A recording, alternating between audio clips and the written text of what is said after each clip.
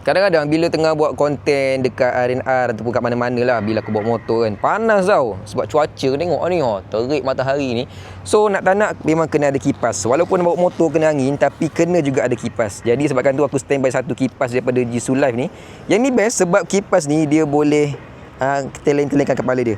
Okay, selain daripada tegap macam ni, dia boleh telengkan kepala. Lepas tu dia sangkut kat leher, lepas tu biar je kat leher, tembak ke atas macam tu. Okay, nak onkan dia, ni button belakang ni kita pusingkan, lepas tu dia tekan, dia akan keluar display kat sini. Ni 100% bateri, aku baru charge malam tadi. Lepas tu boleh tekan lah untuk adjust level dia 3, 4, 5 paling laju. Lepas tu dia kembali ke kosong.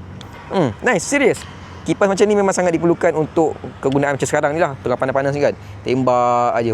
Nyaman babe, nyaman. Kalau kau nak pakai mana? Link ada kat bawah. Tekan aja, lepas tu boleh terus pilih warna apa yang kau suka daripada Jisoo Live ni. Memang mantap. Nak cas, type C kat bawah.